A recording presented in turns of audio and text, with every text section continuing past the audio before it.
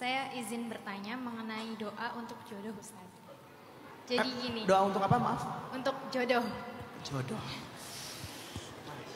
Pas banget. Jadi gini Ustaz. Saya pernah lihat FYP dari konten kreator. Ya salah satunya beliau itu berdakwah juga. Beliau itu dalam kontennya itu memotivasi bahwasanya kalau doa meminta jodoh itu harus yang spesifik. Namun tanpa menyebutkan namanya. Jadi hanya kayak semoga yang sefrekuensi, yang paham agama, yang belum pacaran dan lain-lain, tapi tidak request seseorangnya. Kemudian namun bertolak belakang dengan guru saya yang pernah di pesantren. Kata beliau, kata guru saya, kalau meminta jodoh itu jangan spesifik, cukup minta yang terbaik, katanya gitu.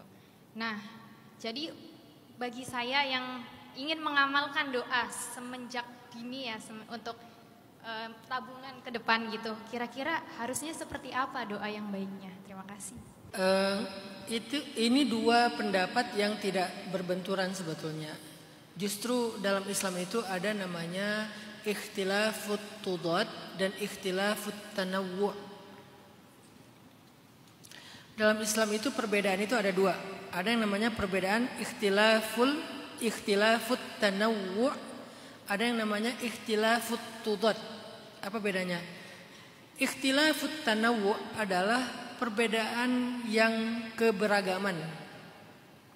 Sedangkan ikhtilafut tudad perbedaan yang bertentangan. Di dalam Islam itu ada perbedaan yang sifatnya saling bertentangan.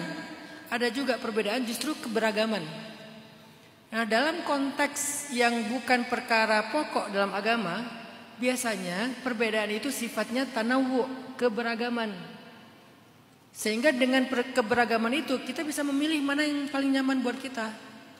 Dia bukan pertentangan satu dengan yang lain. Biasanya yang bertentangan itu yang sifatnya pokok dalam agama, masalah akidah, masalah rukun-rukun iman, rukun Islam, itu kan pokok-pokok ya. Dan itu biasanya nggak bisa keberagaman. Memang antara yang hak dan batil, namanya tudad, bertentangan. Tapi kalau yang sifatnya bukan pokok, termasuk dalam masalah ibadah itu kayak tentang bacaan niat, tentang masalah hal-hal yang sunnah dalam sholat dan seterusnya, itu biasanya sifatnya tanawwu', keberagaman. Makanya karena dia keberagaman, disitulah kemudahan Islam. Jadi rahmat bagi kita. Kita bisa memilih mana yang paling nyaman bagi kita. Termasuk yang tadi Kak Lulu tanya. Ada teman saya, ada guru saya bilang kalau doa itu jangan terlalu spesifik, minta aja yang terbaik. Itu satu. Ada konten kreator bilang doa itu yang spesifik, tapi nggak usah disebut namanya. Itu dua. Saya sekarang berpendapat spesifik dan sebut namanya.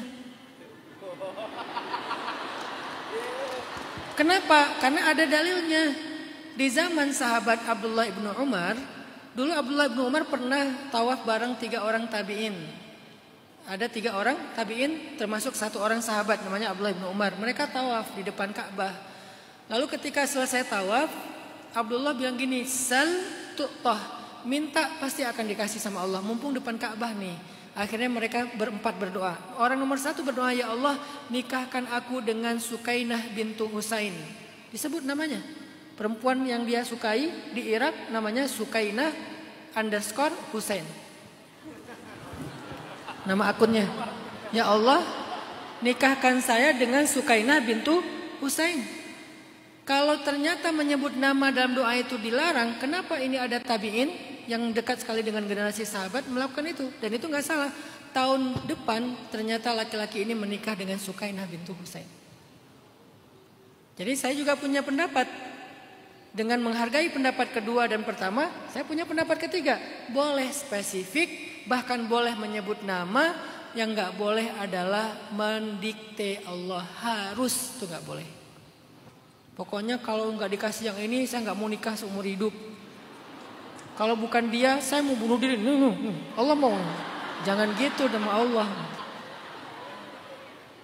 Pakai tali gini. Ya Allah, nikahkan saya dengan dia. Kalau enggak nih saya ini nih. Itu enggak boleh. Tapi spesifik boleh. Atau mau yang agak general, yang terbaik menurut Allah, boleh juga. Atau spesifik tapi enggak sebut nama, boleh juga. Saya pun memakai tiga-tiganya dalam masalah rezeki. Ya Allah, kan gak harus disebut ya Allah beri saya uang 1 miliar. Kan terlalu spesifik ya. Ya Allah beri saya rezeki yang berkah, rezeki yang bisa bermanfaat. Bisa, itu yang pendapat pertama. Yang kedua, ya Allah beri saya pekerjaan di tempat itu. Pekerjaannya spesifik, tapi dia nggak menyebut atau nggak di tempat itu. Ya Allah beri saya pekerjaan sebagai apa misalnya, spesifik. Yang ketiga, ya Allah beri saya pekerjaan di tempat itu, di kantor itu, disebut namanya. Boleh tiga-tiganya, mana yang paling memungkinkan, dan setiap situasi berubah-ubah. Jadi nggak ada yang bertolak belakang antara pendapat-pendapat ini. Itu disebut dalam Islam dengan istilah ikhtilafut tanawwu', perbedaan keberagaman.